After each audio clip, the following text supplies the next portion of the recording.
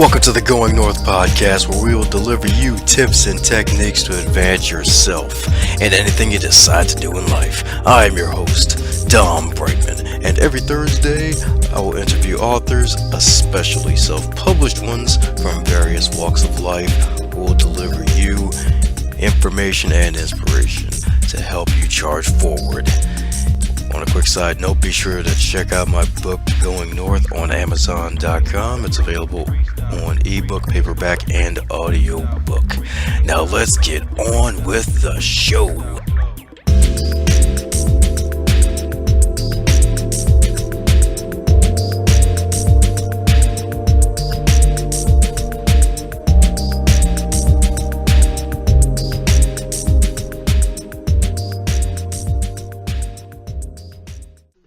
And today on the Going North podcast, we have, you guessed it, another author, but not just any author. I get the honor to interview an Army veteran who also worked as a corporate professional for 13 years before transitioning to state government. This wonderful lady right here, she earned herself a bachelor's degree in social science from the University of Alabama, a master's in forensic psychology, and she is also the self-published author of 2 books. One is titled Peeling Back the Layers of Your Life, A Pathway to Revealing 365 Hidden Treasures, and Peeling Back the Layers of Your Life, Inspiring Quotes to Live By. And she's also the founder of her own company, EnerPeace Creations, a business that provides training and speaking services to an array of organizations. And you're probably wondering who this special person is. I'm talking about the one, the only, Loronda C. Giddens. How are you today, ma'am? I am fantastic, sir. How are you this evening? Oh, doing great indeed, doing great. So I gave a short little introduction of the wonderful Loronda, but I'm pretty sure I missed a lot of things. So mind filling in the cavities where I may have missed some things? Well, yes, absolutely. But first, I would just like to thank you for having me as a guest on your podcast, and thank you for that wonderful introduction. I greatly appreciate you and your podcast and your listeners. So just to tell you a little bit about myself, in addition to being an Army veteran, worked for corporate sector for about 13 years, before transitioning to state government. And, you know, I always had the love for psychology when I was in high school. That was my first love. Psychology was my first love. But, you know, as you kind of go through life, you listen to your parents, and, you know, all through high school, my mom was saying, you know, you're never going to make any money in the field of psychology, so you better go into business, start studying some business courses. So that's what I did the first year out of high school. I enrolled in college and was studying business courses, business law and accounting, and it just didn't speak to me the way psychology did. And, you know, I went to the Army, and I came back, got into the business world, and did that, like I said, for about 13 years. But internally, I just felt something calling me. Something was still calling me. I didn't know what that thing was. And I just, at one point, I said, you know what, I've got to follow my heart and do what I really want to do with my life. So I ended up coming to Atlanta on a business trip while I was still working in corporate, and I really loved it here. I've been in Atlanta for 20 years now. Actually, this year, 2018, is celebrating my 20th year in Atlanta. Woo-hoo. And I came here, like I said, on a business trip, and I said to myself, you know what, I really want to live in this place. I didn't know anyone here, and I just decided I'm just going to move here. And, you know, life happened, and I was able to get a job in the same field that I was working in corporate and financial services, found a job, and came here, and kind of the rest is history. And the way that I was able to transition from corporate, I started volunteering at a organization called Devro, and it's a organization that works with kids who have serious mental illnesses. And I would go out to the campus and play cards with the kids and play tennis and do different things like that, just to kind of fill my time and to kind of give back to the community. And that just turned into a job opportunity while I was still working in corporate. I didn't really need another job, but they offered me a job, and I said, well, maybe this is my way of, you know, transitioning back into the field of psychology, which I love. And, you know, I started taking classes at the University of Alabama, got my degree in social science, and found a degree program, master's program at Argosy University. And it just, the rest is history pretty much. One thing just led to another. And, as I look back on my life, I can kind of see the steps that led me up to the point where I am today. I'm pretty excited about that. Awesome indeed. It's really great that you really set out to get that degree in psychology and then listen to the parents, only to find your way back into using those skills, which is really awesome. Really awesome indeed. Absolutely. Absolutely. Also a veteran in the Army, so how many years did you spend in service? I did 3 years. I was stationed in Fort Jackson, South Carolina. That's where I originally did my training. And then I was stationed in Germany. I stayed in Germany for about roughly 2.5 years and then came back to the States. And it's interesting because during that time, I was 19 years old when I went to the Army. So I never really thought about the real implications as I stood there with my hand swearing in, saying that I would protect the United States. I never really thought about the seriousness of that at the age of 19 years old. So when I was there, I was stationed on a nuclear weapons site, and for about the first 3 or 4 months, I couldn't tell my parents exactly where I was located.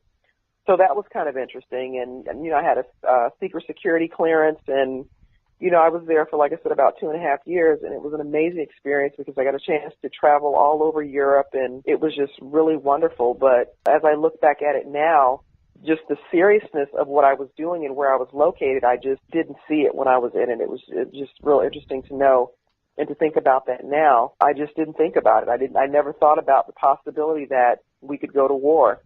And I know that's probably crazy to think about, but at 19 years old, you just don't think about that, especially being on a nuclear weapons site. We were the first ones out. We would have been the first ones out had we gone to war.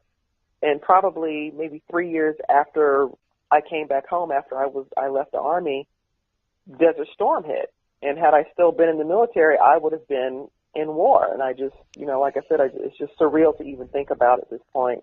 But I really enjoyed my experience with the military. Amazing indeed. Thank you once again for your service. Appreciate you. Thank you. Thank you. I appreciate that. That's right. It's great when you got service folks that go in and can live to tell the tale, and you dodged a bullet with the Desert Storm. Definitely. Definitely. Well, dodged a bullet from Desert Storm and celebrating 20 years in the land of the peaches, Georgia, all the way to publishing 2 books. What led to the 2 books, especially the title? Okay, well, let me just say this. Just before we got on the call, I just sent another book to be published as well, so that should be coming out in the next couple of days. Woohoo! But the title itself, Peeling Back the Layers of Your Life, just before I left corporate in 2001, I was sitting at my desk, and something said to me, on a yellow sticky note, write 6 arrows in an ascending position. So I did that, and something said, just keep that piece of paper. I didn't know what the piece of paper meant, and I would, I'd come to work every day, and I would look at that piece of paper, and something about it just spoke to me, so I kept it for probably about a good maybe 1.5 years before I even knew what it meant. Basically, what it evolved, that yellow sticky paper, how that evolved from the yellow sticky paper to peeling back the layers of your life. And it's really that yellow sticky paper, to me, represents transformation of life. So if you look at the very first arrow, and if you think about life, you think about, when a baby is born and they first, before they can start walking, they kind of crawl around. They're crawling. So that was the first arrow. And then the second arrow is, you have to stand before you can walk, and before you can run, before you can fly, before you can soar. So that's what those arrows represented. It represented its transformation of life for me. And I'm going to go in my room right now and take a look at that so I can explain that a little bit more to where it really makes sense. But that's what those 6 arrows, I'm looking at it now. And the way that I did that was transformation of life, peeling back the layers of your life. You have to crawl before you can stand. You stand before you can walk, before you can run, fly, and soar. And when you're at a place where you're soaring, to me, that represents you are at a place in your life where you know your purpose, you know what you want to do with your life, but in between those stages, before you can get to the point of soaring, there's a stage, there's an evolution, there's a development process that you have to go through before you can even get to that point. So between the spaces of crawling and standing, you have to be open. Before you can get to the place of standing and walking, you've got to be receptive. Before you can run, you've got to be able to take action. Before you can fly, you've got to have the courage and know that you can fly. And then before you can soar, you have to have faith. You have to have faith in yourself and believe that you can achieve whatever you want. So let's go back to the baby crawling around in awareness. It's my belief that before I was born, in my mother's womb, God spoke to me, and God told me exactly what he wanted me to do before I came to this planet. Now, some kids, when they pop out of the womb, they know exactly what they want to do, and they get right to the business of doing what their life purpose is. But some of us, we get covered up in layers, and to me, layers represent things like shame and guilt and procrastination and fear, mommy issues, daddy issues, money issues, covered up in other people's expectations. And at some point in your life, you may get those moments, if you're paying attention enough to life, it'll give you clues to say, okay, well, there's something else that I'm supposed to be doing with my life. But before you can get to finding out what your purpose is, you've got to start peeling those layers. You've got to peel off those layers of fear. You've got to peel off that layer of procrastination. It's like an onion, but if you look at an onion, what's at the core of an onion? If you get to the core of an onion, it looks like a small little bulb, right? Right. And that bulb, to me, represents the womb. That's getting you back to that authentic place that you were born to be. So the whole peeling back the layers of your life concept, to me, is just simply peeling off all of those things that aren't you. And I look at the statue of David, Michelangelo. He had this saying where David was always there in the marble. The only thing I did was just took away everything that wasn't David. I thought that was amazing because when I was in the Army, I went to the Louvre Museum and I was able to stand there and look at the statue of David at 19 years old. But I didn't know at that time that I was beginning the journey of peeling back the layers of my own life. That's kind of what the whole peeling back the layers concept is for me. And it's just a very powerful representation of us having the ability to transform our lives into really finding out what our purpose is and what we're supposed to be doing here. We all have a purpose. We all have something that we're supposed to do. And what we're supposed to do, to me, I believe, it contributes to the overall contribution to the world. We have a contribution to give back to the world. We owe the world something. I feel like I owe the world something for my life. There's something that I was ordained to do and destined to do. And a lot of people, unfortunately, will never know that. They just won't ever know what they came here to do. That is amazing. That is amazing. That God-given design right there with peeling back the layers of the onion and the 6 different points. Mm-hmm. Yeah, funny enough, I was actually recording another podcast interview this morning, and she mentioned how procrastination is a form of fear, which is actually true when you think about it. So, Funny enough, you mentioned procrastination too. I was like, yep. Absolutely. Yeah, and it's no coincidence that you had that conversation with her this morning, and now tonight we're talking about procrastination and fear. It's just, they're barriers. All these things are barriers that are standing in the way of you getting to your next level of greatness. And I feel that if people spent more time and were more aware of what was going on, they could very easily get to that point. I mean, it's hard work. When you're doing that self-work and constantly trying to be the best person that you can be, which is my goal. And I'll never say that I'm ever at a point where I'm done, because there's always, we're always a work in progress, but you have to do the self-work. You have to do that. Yeah, very true indeed. And it's really hard to really try to keep up with the self-work. It takes a lot of discipline for that. So any suggestions for those who are looking to really increase their level of discipline to get the results that they want out of life? To be honest with you, you just have to do it. You have to make a decision. That's what you want to do, and you just have to commit yourself to it. I can look at it now and see it plain and simple. I've always been the type of person to be very disciplined. A lot of times people aren't that way, but It's something that you can learn. It's something that you can train yourself to be. And if you want it bad enough, then you'll seek the tools that you need in order to structure yourself in a way to get your goals accomplished. It's just something you have to do. If you want it bad enough, then you'll make the sacrifices to make it happen. Amen, indeed. It's really true, though. You got to want as bad as you want to breathe, like Eric Thomas says a lot. Absolutely. Yeah, because if it was easy, everybody would. If it was easy, whatever definition of success that you, however you define it, if it was that easy, then everybody would have it. Yeah, it's true indeed. Lamborghinis would need to actually have commercials for their cars because everybody would drive them. Exactly. Exactly. Absolutely. Hondas probably wouldn't even be best-selling cars anymore, huh? Right, exactly. Probably would be worth driving. That's right. Everybody would have 8-pack abs. Exactly. If it was that easy, then everybody can have it. It's like, yep, no more self-help. All your motivational speakers are done. We already got what we want. Yeah, we're good now. We need to go find something else to do with ourselves. It's like, yeah, so now we're in the demotivation business. All right, you have too much, everybody. Right.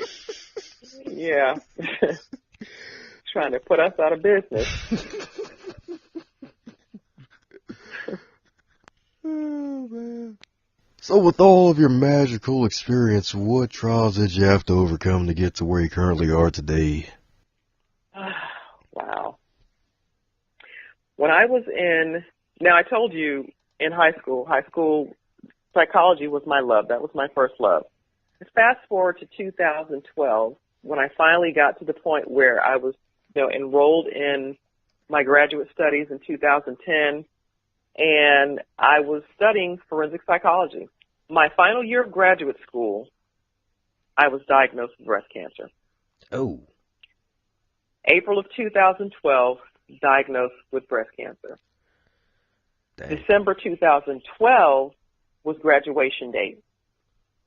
Now, between April 2012 and December 2012, I had 4 research papers I had to do. I had 2 major presentations I had to do, and 2 major surgeries that I went through between April 2012 and December 2012. Now, when I went to my program chair and told him what was going on, he said, well, Loronda, you can wait until May of 2013. We can push your graduation back, 6 months. And I said, there's absolutely no way in the world that I'm going to push back my graduation. This is something that I've wanted my entire life, to be able to walk across the stage and to receive my degree in psychology. I said, there's no way. So literally, when I tell you I pushed through all of that in order to graduate in December 2012, it was a major push. It was a major push. But I'm the type of person that if there's an obstacle in front of me, I'm going to push until it's moved. Amen. And that's just what I did. And that's how I got through it. I had to push through it. I had to pray through it. I just kept moving. I didn't stop, and I didn't allow myself to, get into the mode of the why me and feeling sorry for myself. I didn't. Immediately I said to the doctor, okay, well, what do we need to do? How can we get to the other side of it? And that's what I kept telling my mom. I said, I can't wait to get to the other side of this, because I know on the other side there's something greater waiting for me. And I just pushed through. That's a testimony to the power of God right there. Absolutely. Yeah. Absolutely. Yeah, 2012 was one heck of a year for people. Oh, my goodness. Like getting breast cancer? Oh, my goodness. And the crazy part is, breast cancer didn't run in my family. Oh. It didn't run in my family. You just deal with it. I like to deal with problems head on. I don't like to. And I think what's even crazier, I knew someone at the time who, when I was diagnosed, she felt a lump in her breast. And I didn't feel a lump or anything. I went and I was getting my mammograms regularly. So ladies, if you all are listening, please get your mammograms. And if you get your mammograms and the doctor finds something, please follow up.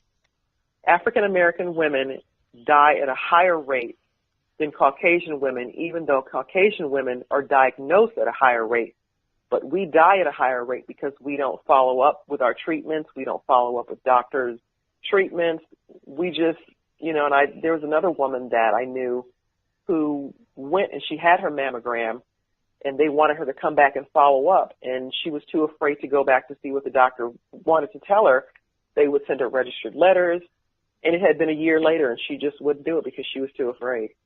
Being fearful is not going to stop what's happening in your body. So you have to, if you get diagnosed, you have to have the courage to get whatever treatment is necessary to save your life, because that's what we're here to do, is save lives. We're not here to lose lives. We want to save people's lives. So get those mammograms. It's really important. Amen, indeed, because your situation will just probably get even worse if you're fearful about it, because then your body just reacts to that. Absolutely. Absolutely. And this is awesome, too, because you're the second guest on this podcast that overcame breast cancer. Oh, wow. Yeah, guest in the early episodes. Name is Gladys Peaches Kenny. Funny enough, it took her 6 years to write her first book, and right before she was about to have her book event, she was diagnosed with breast cancer. Oh, wow. Yeah, so imagine that, right? It's like you're about to graduate, and then you get breast cancer. Your book is finally done after all these years, and then you're about to launch the event, your friends, and boom, you're diagnosed with it, and you have to go to surgery. It's like, oh, dang. Absolutely. Absolutely.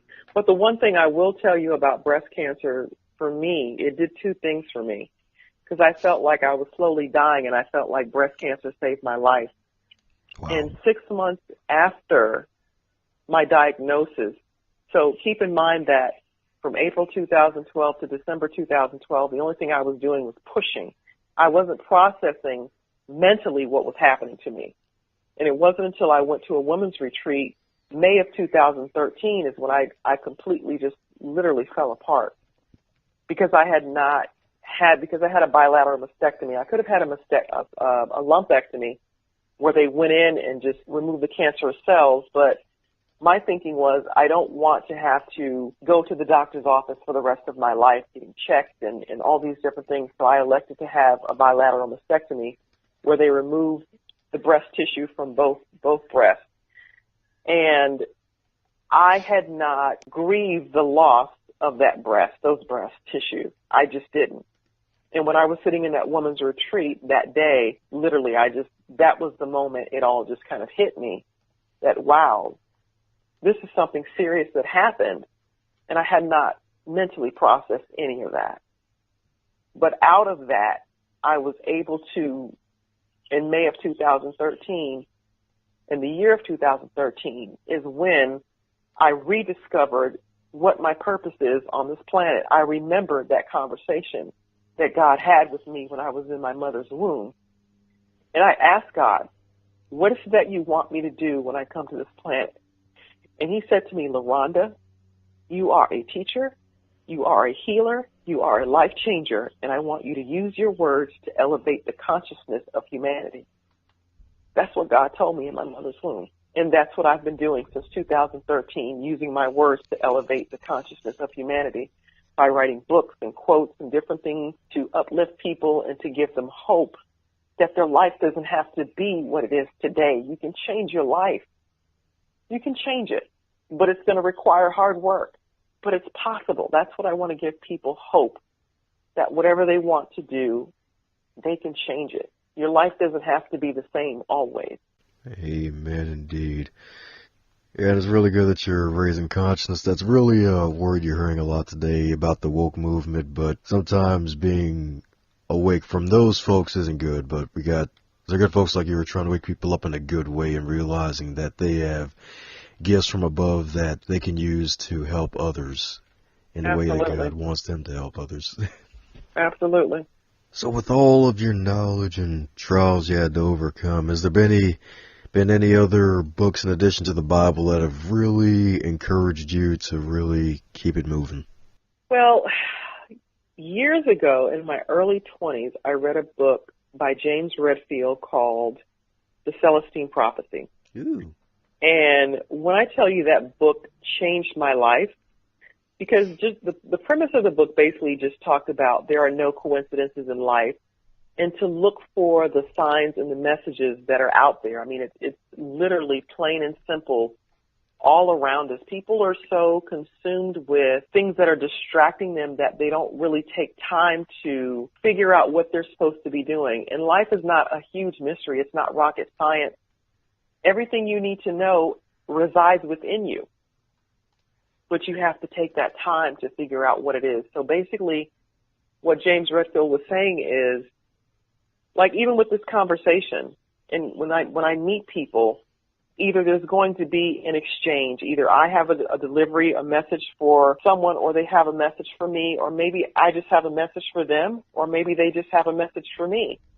And I think after I read that book, I felt like, wow, my antennas are up. Every time I meet someone, I'm looking for the message or the lesson in this exchange between, myself and this other person, however long that person's in my life, whether it's, a person I pass on the street or someone who's in my life for a long period of time.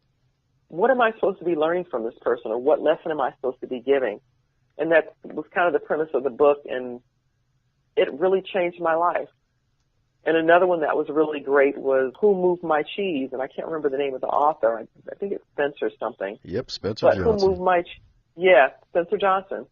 And he, talked about change, and I think it's very important for people to understand that things are going to change. And a lot of people resist change, but, in my early 20s, again, that was a critical kind of time for me of learning as I look back on that.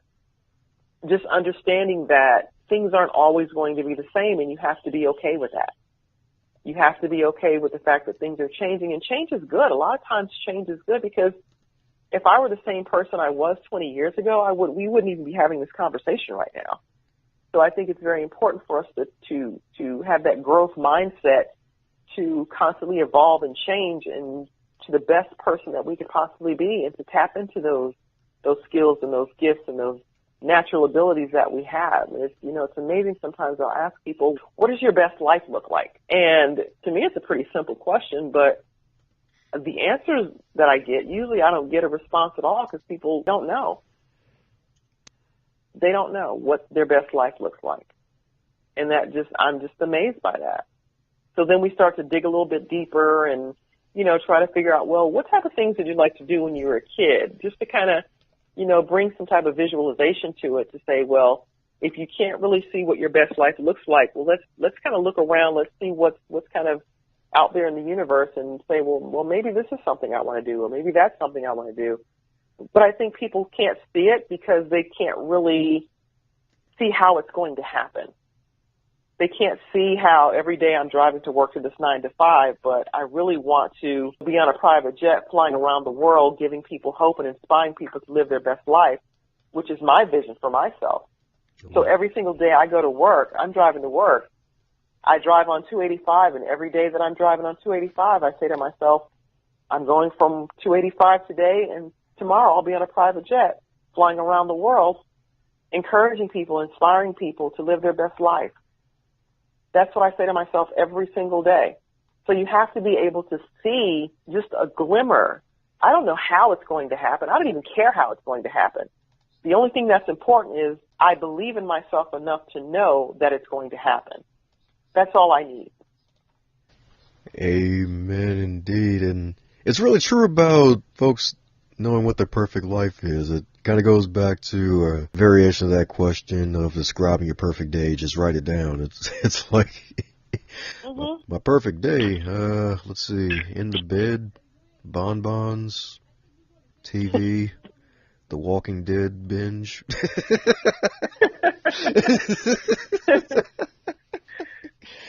Yeah. But you've got to be able to see something. You've got to visualize something. Yeah, it's true indeed, because heck, that even reminds me of Dennis Kimbrough, where he talks about how a lot of things in the world, they usually have two forms of creation, where it's first the inner and the outer. It starts in the mind. Someone had to actually visualize it, like you said. Absolutely. And then it actually manifests later. It's really powerful. Absolutely. But I think we just get so caught up in how is it going to happen. That's what stops most people, because they can't conceivably see how this thing that I'm dreaming of and visualizing and fantasizing about, my best life, this is what it looks like, but I don't see how I'm capable of making that happen. They can't, and that's what stops them, because they're just like, I can't see it, so I guess I'm not going to be able to do that. I guess I can't have this best life because I don't see the steps that I need to take in order for it to happen. And, my suggestion is take a first step. Do something. You got to do something. You can't just sit and wait for it to happen, because if you sit and wait around for it, it's never going to happen. Amen, indeed. You can sit, hope, wish, and pray, but until you take action, it's not going to happen, right? Absolutely. Well, with all of your knowledge and experience that you've gained, if you could take all of that knowledge and keep all of it and be 25 in 2018, what advice would you give to yourself? Don't ever stop dreaming. Don't ever stop believing. Just don't stop. Even when you have no evidence of what you want your life to be, you still have to take action. You still have to keep moving. You have to keep pushing yourself forward. And it's interesting, because I told myself earlier this week, you've got to push yourself harder. You've got to work harder.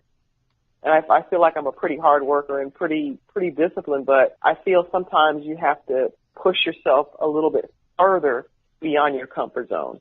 So I definitely would tell my 25-year-old self, just don't ever stop dreaming. Always see the vision and always believe in yourself and know that you can do and accomplish anything that you want to. You just have to keep moving. That's right. Can't stop, won't stop. Keep on moving. That's right. Well, all right. For those who want to keep in good contact with you, where can we keep in touch with the wonderful Loronda? Well, you can find me on Twitter, Instagram, Facebook at Inspired2, the number 2, Peel. That's Inspired2 Peel on all social media. And you can also find me on my website at LorondaCGiddens.com. That's LorondaCGiddens.com. And if you'd like to email me, it's also Inspired, INSPIRED, the number 2, PEEL at gmail.com. I welcome your questions, comments, inquiries. I look forward to hearing from you all very soon. And I'd just like to thank you, Dom, for having me today. I really appreciate you, your kindness.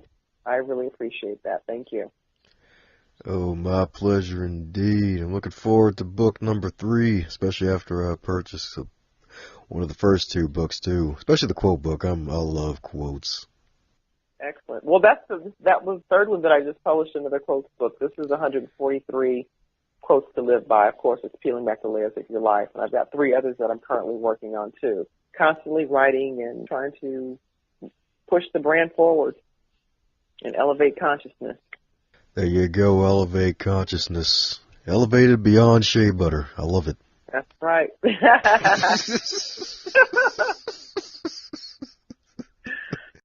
Thanks a bunch for your listening ears on the Going North podcast. I hope you really, really enjoyed that episode. If you enjoyed the episode, be sure to share it with your friends and family, especially those who love podcasts and love listening to some inspiration and motivation. And keep a lookout for the sequel to Going North, Tips and Techniques to Advance Yourself in October 2018. And if you'd like to connect with me directly, feel free to shoot me an email at dombraidman@gmail.com.